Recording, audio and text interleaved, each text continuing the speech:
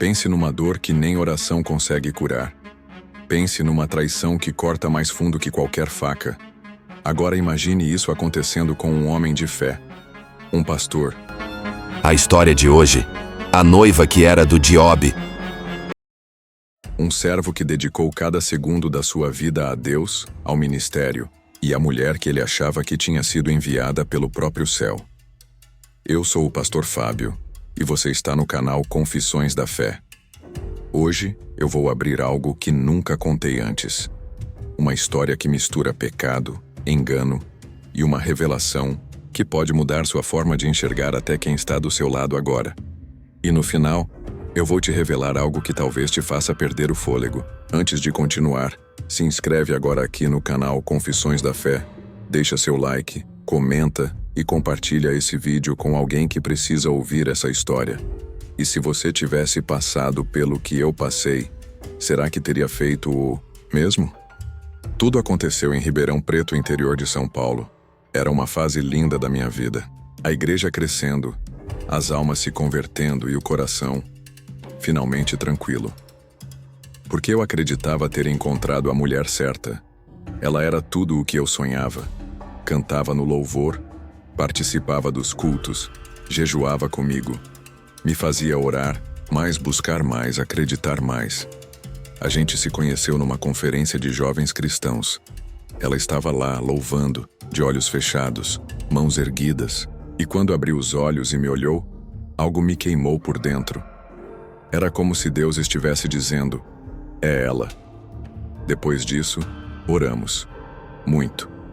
Começamos a namorar com bênção da liderança, sob oração, sem pressa. E quanto mais eu conhecia, mais eu me encantava. Foi num culto de sexta-feira à noite, logo após uma ministração poderosa sobre aliança, que eu tomei coragem e pedi ela em casamento. Ela chorou, disse que me amava, que sempre sonhou com aquele momento. A igreja toda aplaudiu e eu me senti completo. Começamos os preparativos. Casamento marcado, convidados escolhidos, tudo caminhando. Eu já via nossa vida juntos, nossa casa, os filhos correndo pelo quintal, mas tinha algo que eu não sabia. Enquanto eu sonhava com o altar, ela vivia um outro mundo, escondido de todos. Era uma madrugada comum, dessas que a gente acorda para beber água e dá uma olhada no celular. E foi aí que tudo mudou. Uma mensagem anônima, sem foto, sem nome, apenas um link e uma frase que me gelou por dentro. Pastor, não ignore isso. A verdade precisa vir à tona. Eu hesitei. Achei que fosse vírus, golpe, coisa do inimigo querendo me perturbar. Mas havia algo na minha alma que me fez clicar. O link me levou direto a um site adulto, daqueles explícitos, sujos, e o que vi ali me tirou do chão. Ela estava lá, minha noiva, a futura esposa do pastor, com roupas provocantes, gemidos, gestos vulgares, vendendo o corpo, vendendo a alma. O quarto rodou, a garganta travou, o coração parecia que ia parar. Tentei negar, tentei pensar que era uma sósia, mas o rosto era dela. A tatuagem que ela dizia ser discreta estava lá. O colar que ela ganhou da mãe, também. A voz, inconfundível.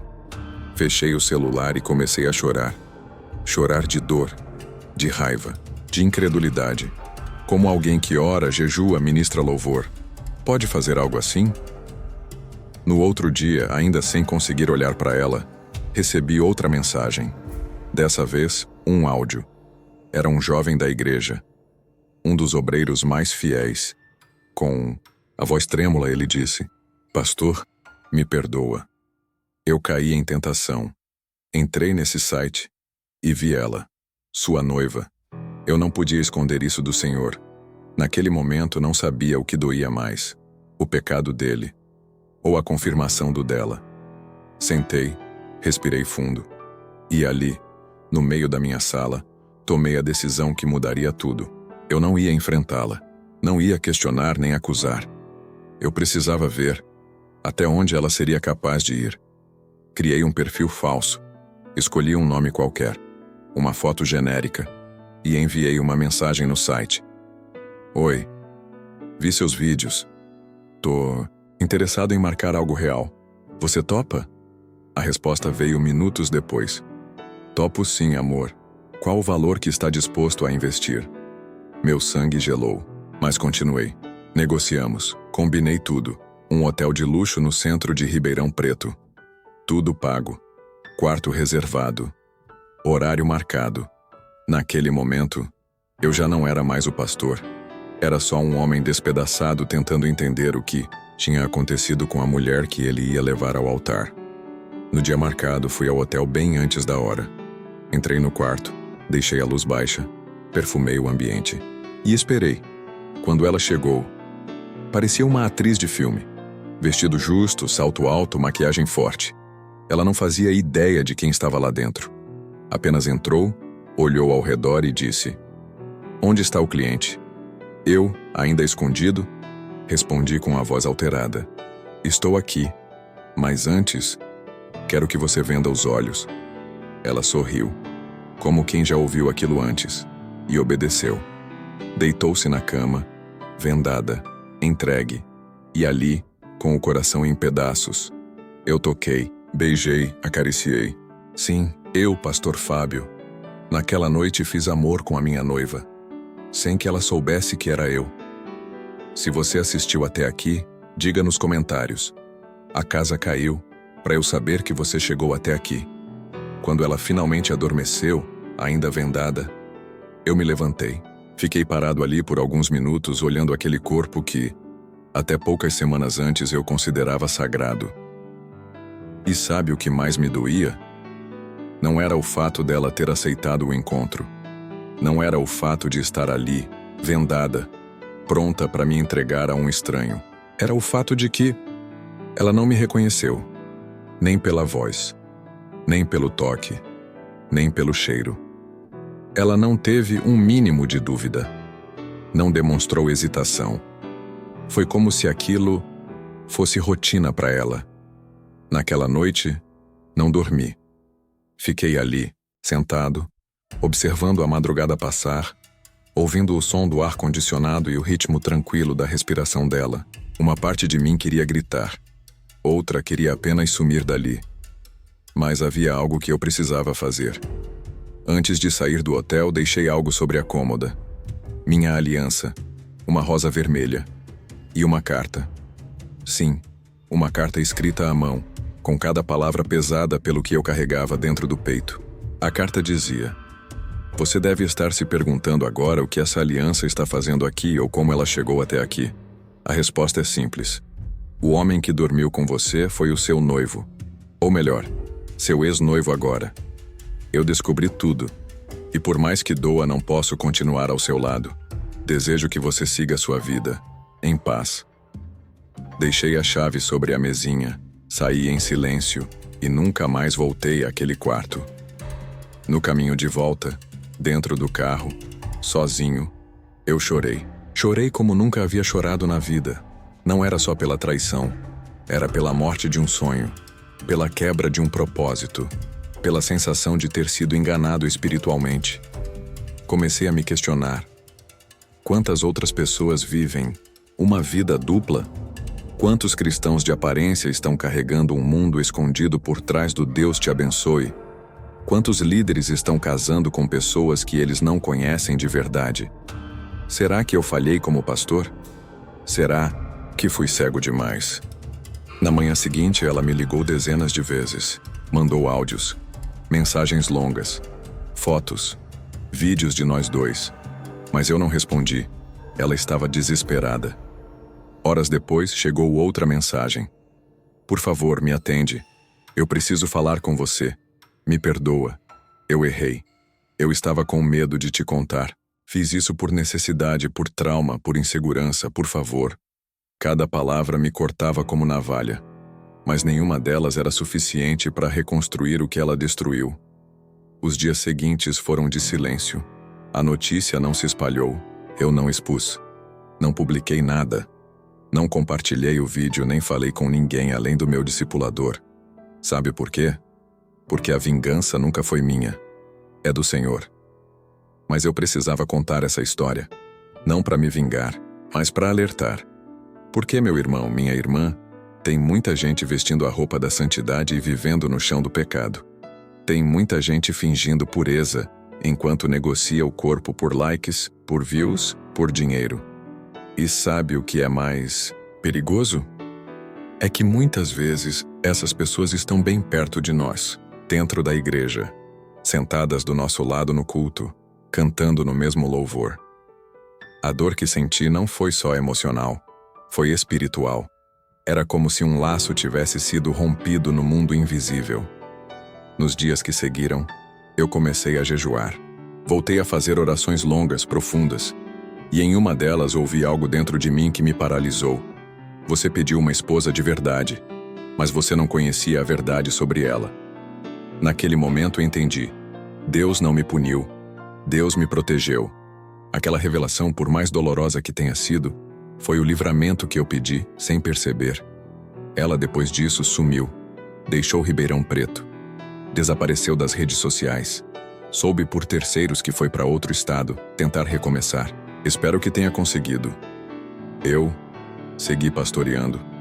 Com cicatrizes, sim. Mas também com a certeza de que a justiça divina não falha. E hoje, eu deixo essa história aqui como um sinal. Para que você, que está se preparando para casar, ore mais, observe mais, teste os espíritos. Porque nem tudo que brilha no altar vem do céu. Se você assistiu até aqui, diga nos comentários: Pastor, para eu saber que você chegou até aqui. A verdade é que eu segui, mas não foi fácil. Porque quando a alma da gente quebra, o barulho do silêncio é ensurdecedor. Os cultos continuavam. As pessoas me abraçavam, pediam oração, buscavam conselhos. Mas por dentro, eu estava fragmentado. Tentei não demonstrar. Tentei não deixar transparecer. Mas a verdade é que, mesmo depois da carta, mesmo depois de tudo, uma parte de mim ainda se perguntava: e se eu tivesse feito algo diferente? E se eu tivesse enxergado os sinais antes? Foi um período de luto, só que o luto de alguém que ainda está vivo. E mais, alguém que podia aparecer a qualquer momento, como se nada tivesse acontecido. Toda vez que alguém me perguntava: e aí, pastor, o casamento tá chegando? Já escolheram o lugar da lua de mel? Eu precisava sorrir e dizer: os planos mudaram, mas Deus sabe de todas as coisas. E sabe o que mais doía? Ter que proteger quem me feriu, porque ela ainda era amada por muitos na igreja. Ainda havia quem a visse como um exemplo, uma inspiração. E eu não podia abrir a boca. Teve um dia que ela foi ao culto, entrou discretamente, sentou no fundo, cabeça baixa. Quando olhei, meu corpo inteiro travou. Não era ódio, não, era amor. Era só dor. Ela me encarou por alguns segundos, olhos marejados, mas não disse nada. Apenas saiu no meio da pregação. Depois disso, nunca mais a vi. Passei meses lutando contra a amargura, contra o desejo de me fechar, porque depois de algo assim, confiar se torna uma tarefa quase impossível. Imagine você, depois de viver um choque desse tamanho, ter que aconselhar casais sobre fidelidade. Imagine sentar com noivos, falar de aliança, de entrega, de respeito. E por dentro, lembrar de tudo o que viveu na pele. Mas eu sabia que não podia deixar a dor moldar meu ministério. Ou eu curava, ou contaminava. Foi nesse tempo que percebi como muitos cristãos vivem mascarando feridas com versículos. Usam a Bíblia como maquiagem espiritual, mas por dentro estão apodrecendo. E eu não queria ser mais um desses. Então intensifiquei meu tempo com Deus. Passei madrugadas em oração, lágrimas no chão do quarto, clamando por restauração. E uma das orações mais sinceras que fiz foi: Senhor, eu não quero deixar de amar. Eu não quero endurecer. Cura meu coração, mas não endurece ele. Pouco a pouco, fui sentindo a dor se transformar em força. Não daquelas forças que gritam, mas daquelas que permanecem firmes mesmo quando tudo balança. E a lição que eu aprendi? e que talvez você precise ouvir agora, é que nem toda dor vem para te destruir. Algumas vêm para revelar que você nunca teria coragem de enxergar sozinho. Você já parou para pensar quantas pessoas estão vivendo com um falso amor? Quantos estão dormindo com alguém que dizem amar, mas não conhecem? Quantos pastores estão ungindo pessoas que, na verdade, estão vivendo uma segunda vida no oculto? A verdade dói, mas o engano mata. E se essa história servir para te despertar, já valeu. Lembro de uma vez que fui pregar fora de Ribeirão Preto, meses depois de tudo. Ao final do culto, uma senhora idosa veio até mim, me abraçou e disse: Pastor Fábio, eu não sei o que o senhor passou, mas desde que o senhor começou a pregar, eu senti uma dor no meu espírito. Uma dor de quem foi ferido, mas ainda ama. Naquele momento, chorei no ombro dela como uma criança, porque, sem saber de nada, aquela mulher falou exatamente o que eu carregava. Ferido, mas ainda estou amando. Ferido, mas ainda crendo. Ferido, mas de pé. Depois disso, as coisas começaram a mudar. Aos poucos, meu coração foi se limpando. Voltei a sorrir de verdade. Voltei a me sentir pastor. E não apenas sobrevivente. Mas tem uma coisa que você precisa saber. Mesmo curado, eu nunca esqueci. E talvez nunca vá esquecer. Não por ressentimento, mas porque há dores que não devem ser apagadas. Elas são memoriais, marcas que te lembram de onde Deus te tirou e para onde Ele te está levando. Se você está vivendo algo parecido, se sente que está num relacionamento de aparências, se tem dúvidas que o Espírito te mostra, mas você insiste em ignorar, pare, ore, observe, porque Deus não é Deus de confusão. E o mesmo Deus que me revelou a verdade pode estar tentando revelar algo para você também. O tempo passou. A dor virou cicatriz. E a história que quase me destruiu se transformou em testemunho. Hoje, eu entendo que aquilo que vivi não foi um castigo. Foi um livramento disfarçado de decepção. Foi a mão de Deus arrancando o que parecia bênção, mas era só aparência. É duro dizer isso, mas eu agradeço por ter descoberto. Agradeço pela mensagem anônima. Pelo irmão que, mesmo em pecado, teve coragem de me alertar. Agradeço até pelo quarto de hotel, porque ali, naquele lugar de engano, Deus me libertou de uma prisão que eu nem sabia que estava. A maior parte das pessoas só vê o escândalo. Só pensa no pecado carnal, mas o que aconteceu ali foi muito mais profundo. Foi espiritual. Ela vivia uma vida dupla. E eu, como pastor, quase entrei num casamento baseado em mentira. O preço que eu pagaria depois seria infinitamente maior. Mas Deus é misericordioso, e Ele me impediu a tempo. Depois de tudo, recebi muitas mensagens de pessoas da igreja que diziam: Pastor, o senhor parece mais maduro. Pastor, suas pregações estão mais intensas. Pastor, sua unção aumentou. E eu sorria por dentro, porque só eu sabia o porquê. A unção aumentou, porque a dor aprofundou. E é nas feridas mais expostas que Deus derrama o bálsamo mais forte.